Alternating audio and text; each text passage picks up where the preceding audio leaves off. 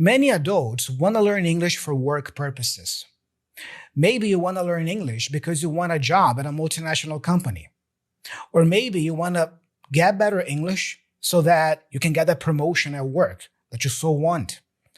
Or maybe you want to improve your English so you can start having job interviews in English.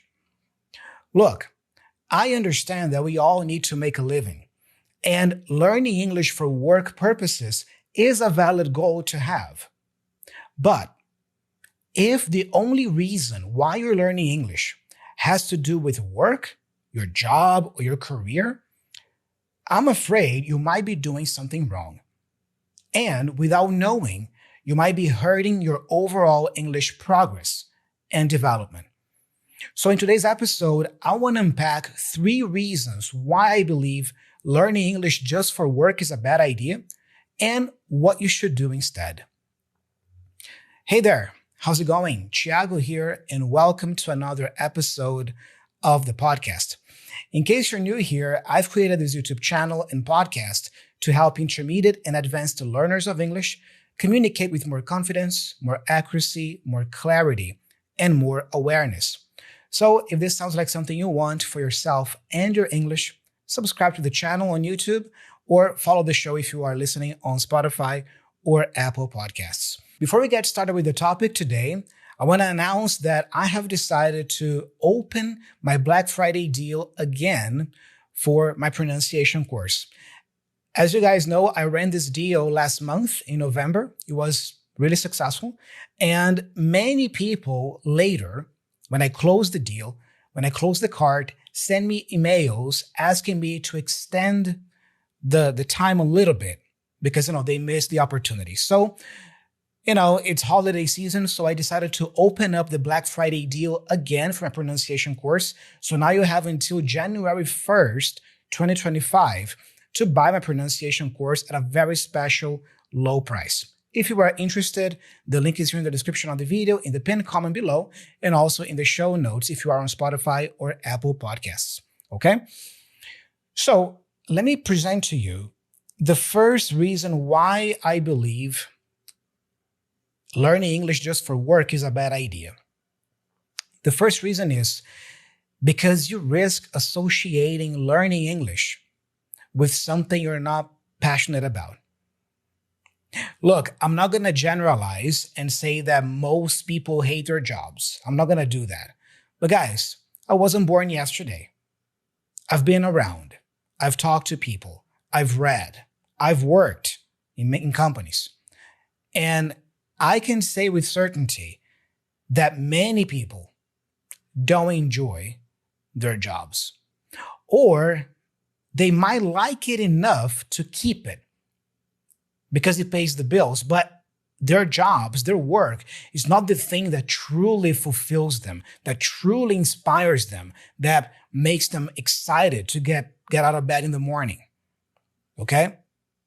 And if you're not sure about yourself, here's a question for reflection. Think about this question and answer this question truthfully. Imagine money was not a problem for you. Money was not a problem for you and your family. You had all the money you needed for yourself, for your family, for generations to come. Money is not a problem. Would you still do the type of job or work you do nowadays if money was not an issue? Think about that. Would you work in the same company? Would you have the same boss? Would you maybe change fields, or would you stay in the same field you are in right now? I'm going to go out on a limb here and say that many people would say, yeah, you know what, Thiago, I would change something. That's for sure. Maybe I would change companies, or I wouldn't do this kind of work anymore. I would do this instead because, I was always passionate about this since I was a child, whatever it is. So I would say that many people, again, not most people, I'm not generalizing, but many people would change. All right? Now, if you are one of the few people in the world that truly love what you do, that really gets excited about it on a regular basis. Maybe you can't imagine doing anything else for work. This is what you were supposed to do all along. Kudos to you. Good for you. Appreciate that, because I view this as a privilege.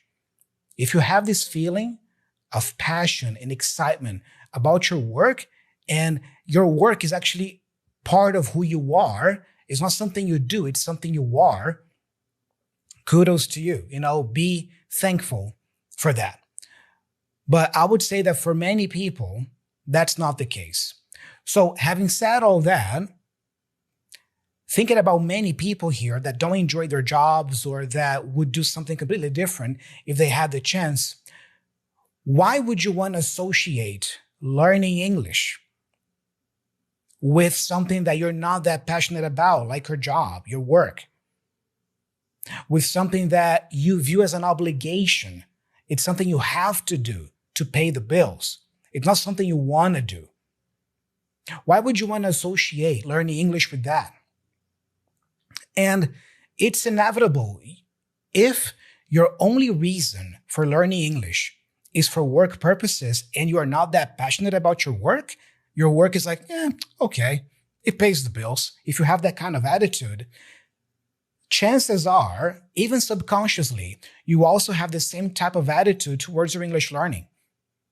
If you view your job as an obligation, something you have to do, not that you want to do, and you learn English just for that, chances are you're also going to view learning English as an obligation, as something that you have to do, not that you want to do.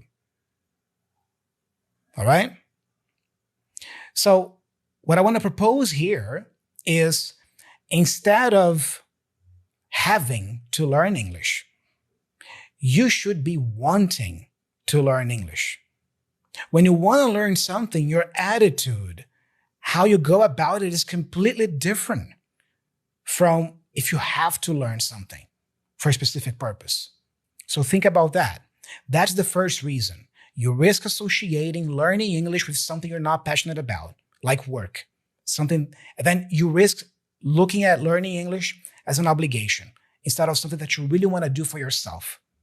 That's the first reason. Now, the second reason why I believe learning English just for work is a bad idea is because I believe, guys, that learning English for work is not a compelling reason. It's not compelling enough, at least to me. It's not compelling enough. It's not inspiring enough. I've already shared my story here on the podcast about how I started learning English. I started learning English at 15. And back then, I wanted to become bilingual. I wanted to be bilingual. I wanted to be able to use my native language and the English language very well.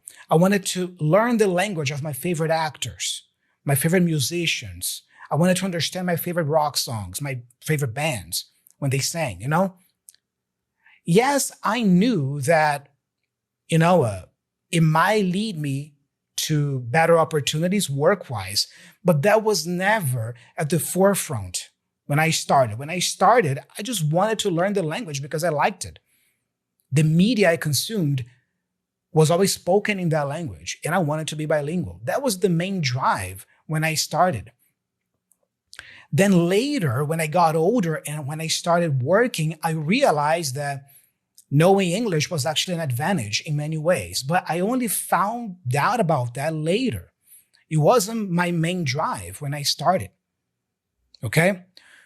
So I believe that learning English just for work is not compelling enough. It's not inspiring enough, all right? And it's very extrinsic as well.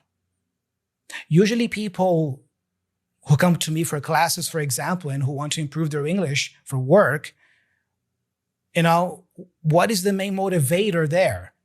You want a better job, you want a better position in the company, you want more money, more status.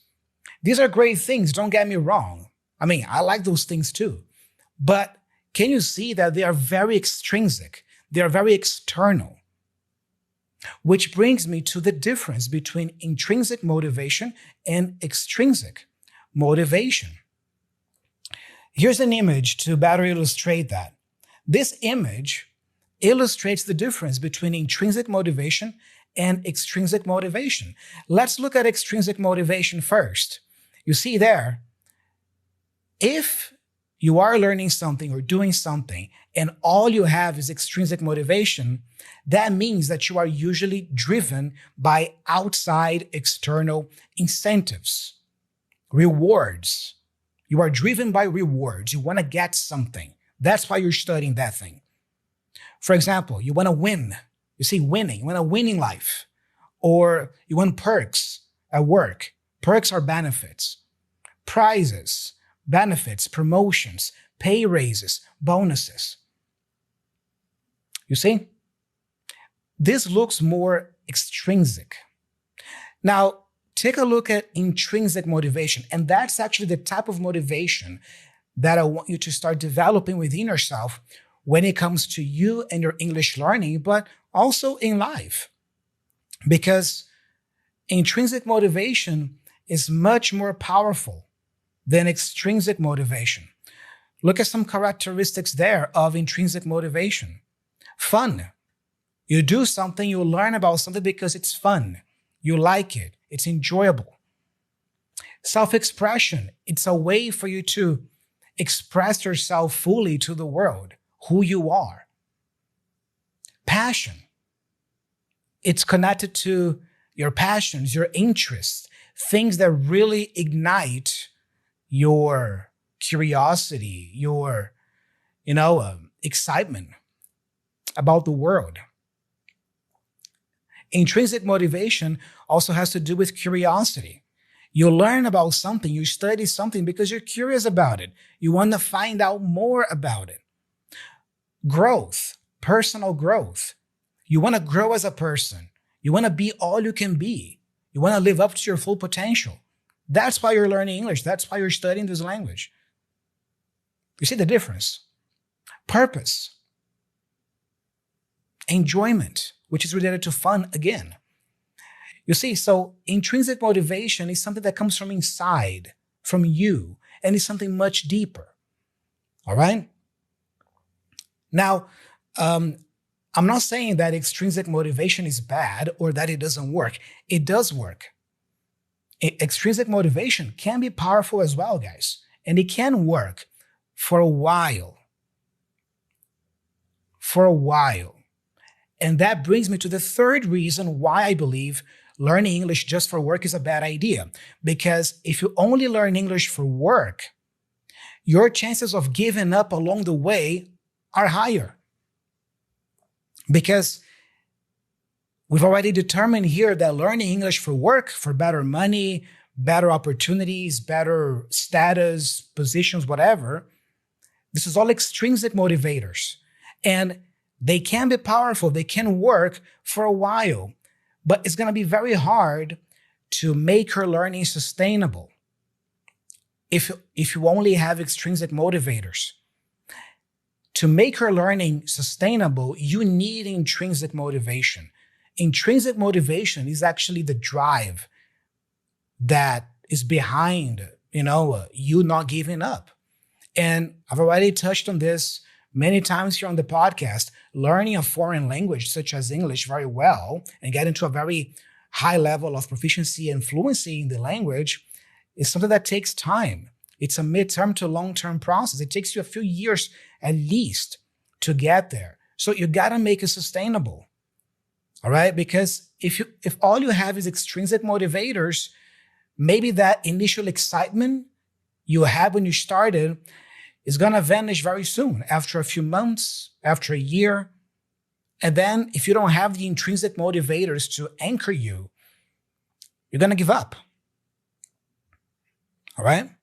So you got to make it sustainable. And the way to make it sustainable is by finding methods and habits that you can keep doing for a long time, but also by developing more of this intrinsic motivation.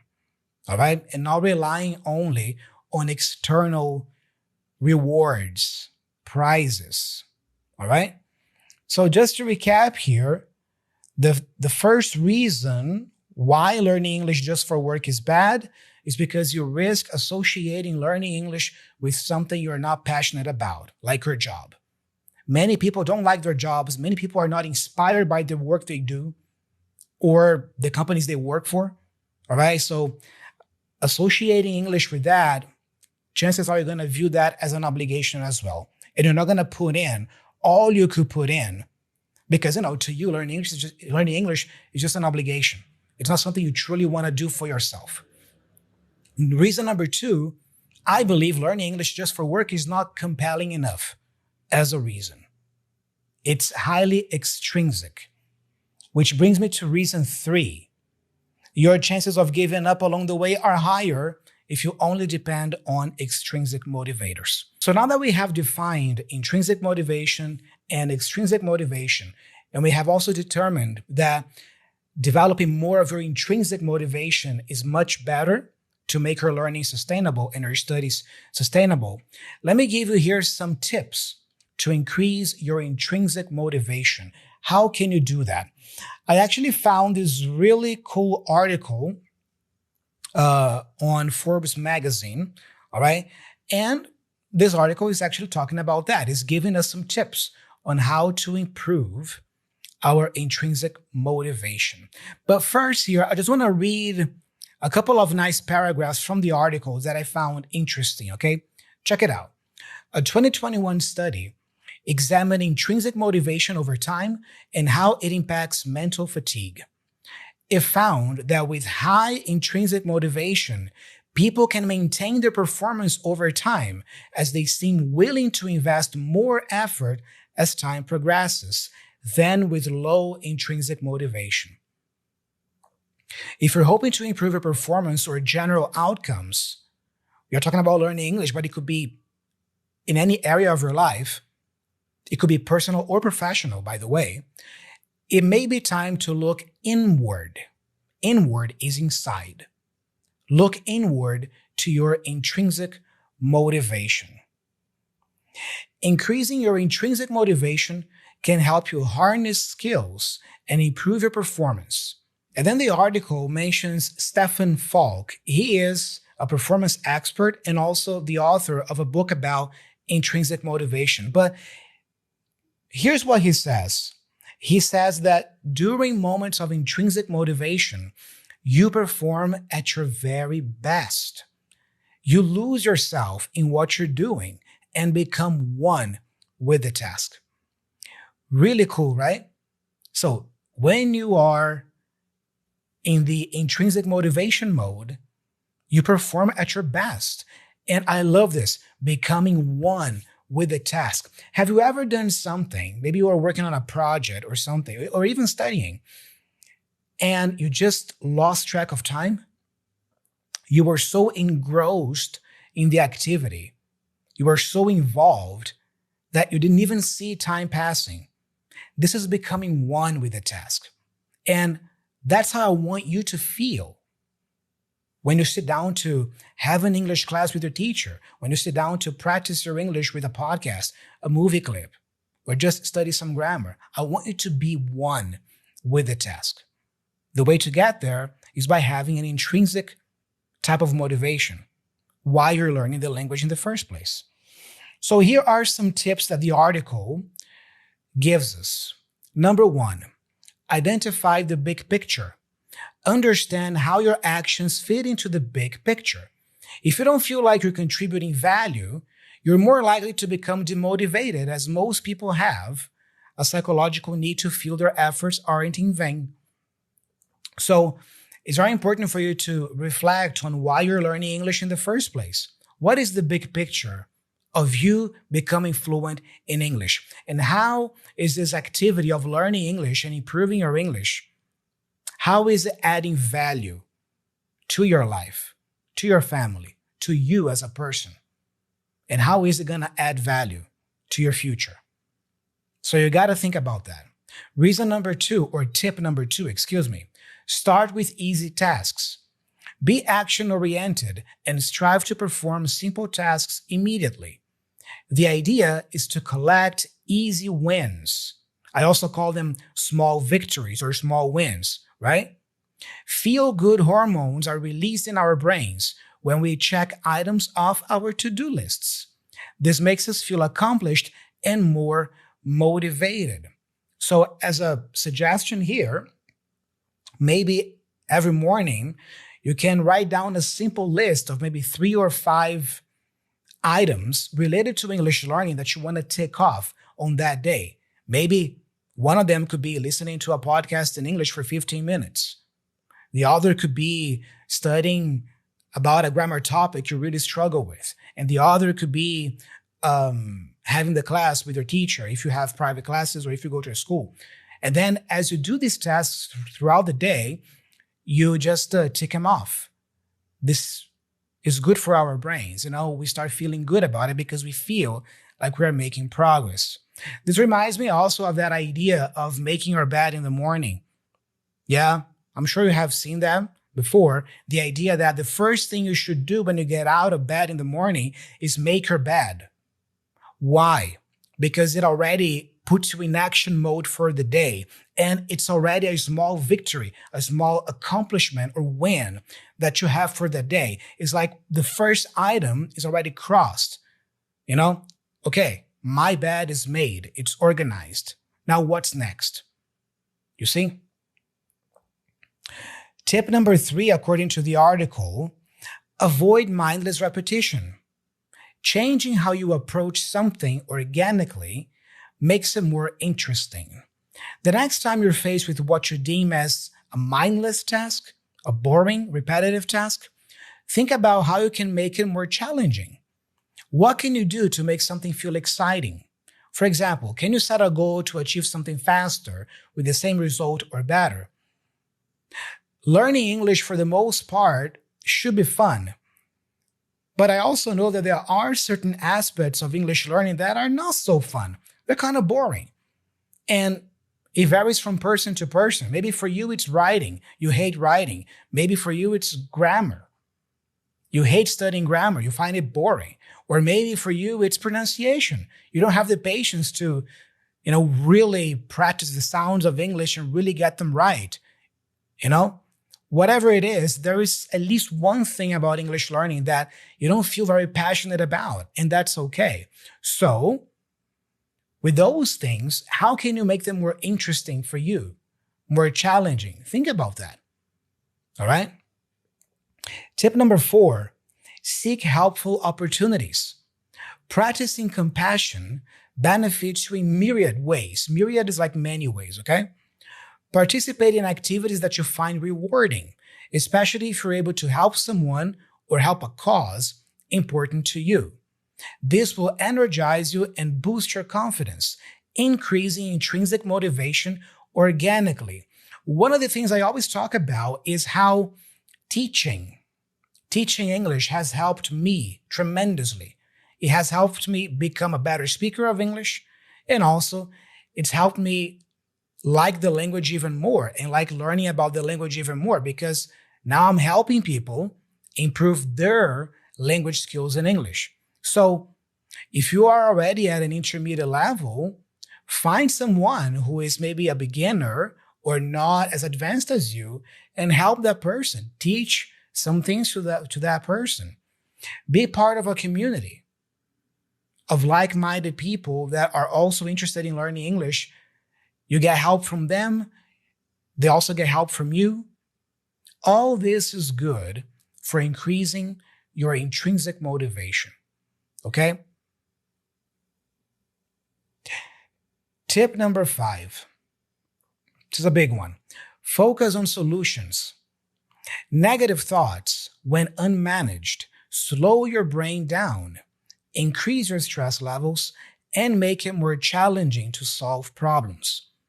Overcome negative thoughts by focusing on solutions instead. Set aside 15 to 30 minutes each day for self-reflection.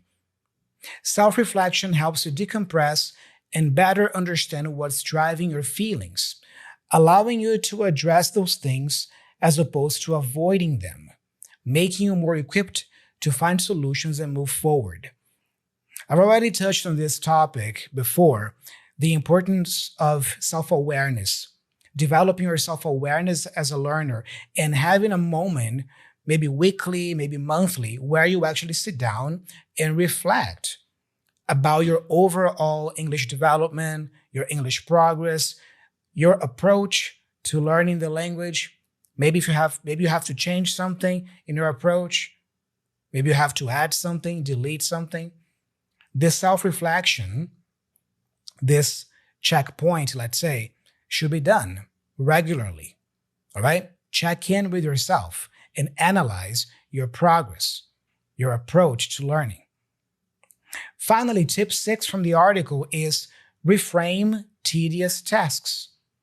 Similar to mindless repetition, things you deem tedious may feel like a waste of time, but reframing them from boring to rewarding allows you to tap into your intrinsic motivation. All right? So look for how a task, whether tedious or not, adds value and increases intrinsic motivation. Again, maybe you're not that passionate about writing. Okay, maybe you think writing in English is boring. How can you make it more fun or more rewarding for yourself? Reframing is about changing the way you think about something. Maybe you think about something in a negative way. How can you think about that from a more positive way? All right? One idea here about writing is understanding that, okay, if I want to be a better speaker of English, I need to become a better writer, because by becoming a better writer, I'm going to be better at organizing my ideas and present my ideas in a clear way. And that's going to help me become a better speaker. This is one example of trying to frame something boring into something more positive and constructive. All right? So guys, these are some final words that I have for you now.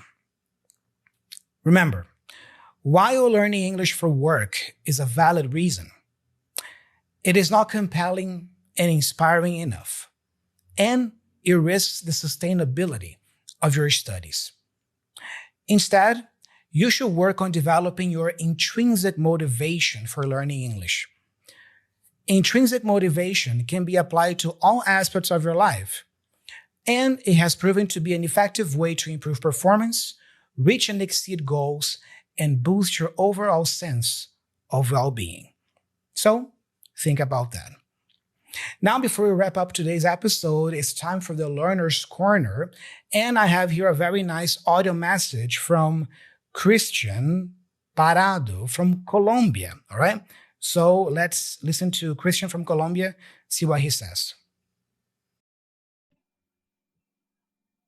Hey, Thiago, how it's going? I'm Christian from Colombia. I just wanted to say that your videos, I find them really useful, so entertaining. Yeah, you have like all that magic to share your ideas. And this moment, I'm studying English because in the past I was doing it. I was studying as well, but then I tried to make a life as a musician, play my guitar from time to time, and then all day long, 24/7, I didn't stop. But in this moment, I have to. Yeah, I have to find new opportunities, like a different kind of job with my family. And I want to study something else, because make a life as a musician, as a professional guitarist, that's really difficult. You can do that, of course, because it's a good habit, like something to do in your free time to be relaxed, to calm down all those bad feelings that you may have. So yeah, I just wanted to say that just keep it up and continue like that, and I'll be watching you all the time. Yeah, don't worry. Watching you and listening to you with your podcast. And yeah, I just wanted to say that. Very nice, Christian. Cool, Christian. Well, thank you for following the work. Thank you for following the podcast, the videos here. It means a lot. And I'm glad the content has been helping you. And you speak English very well already, I'm gonna go out on a limb here and say that musicians, they usually have an easier time, I believe, picking up languages, because I'm also a musician, as you probably know, and I feel like it's kind of easy for me to pick up sounds. So not only for music learning, but also for language learning, right? So I think it's amazing because many like very good speakers of English as a second language I've met, they had something about music in them. They were into music, they played something, they sang, they had something related to music. And so, maybe there is something there about that. I might be completely biased here, but it's what I observe. No wonder many English teachers are also musicians. I think there are so many English teachers who play guitar, who sing, because I think that there is something to it. There's something related to music and language learning for sure. I totally relate with what you shared here. For a while when I was younger, I also wanted to make it as a professional musician, but I realized that it wasn't going to be that easy. And then fortunately, I found English teaching, which became the main thing that I do. And nowadays I can't imagine doing anything else. I mean, I am a teacher. Yeah, it's not just something I do. But I totally relate to what you shared here. And it's nice to keep music, even if as a hobby, right? Like you said, it keeps me sane, for example. Personally, listening to music, playing music keeps me sane. So, it's important for me to do that. And you should do the same, even if you're not going to pursue a professional music career for now. But Christian, thank you so much for sharing a little bit about you and sending us your audio message. And now on to you guys. If you want to do it just like Christian, you can send me an audio message at speakpipe.com/English with Thiago, or you can also write me an email at hello.teacherthiago@gmail.com. Share something that is on your mind, a question, your story, a testimonial, and I'll be glad to share your message here on the podcast. All right. Before I let you go, don't forget to take advantage of my Black Friday deal for my pronunciation course. I've reopened the deal and I've extended it to January 1st. So now that's a great opportunity, if you missed it last month, for you to get the pronunciation course at this very special low price. Guys, thank you so much for listening to today's episode. I hope you found it useful. The best way for you to support my work in a free way is by subscribing to the channel here, liking the video, leaving a comment, letting me know what you thought about today's topic and this idea of not learning English just for work, and also developing more of a intrinsic type of motivation to learn English rather than only extrinsic motivation. So leave me your comments here, letting me know what you thought about it. And if you're on Spotify or Apple Podcasts, you can leave me a 5-star review and follow the show so you don't miss a single new episode. So I'm signing off. I'm Thiago. Thank you so much. And I'll be talking to you very soon in the upcoming episode. Bye-bye.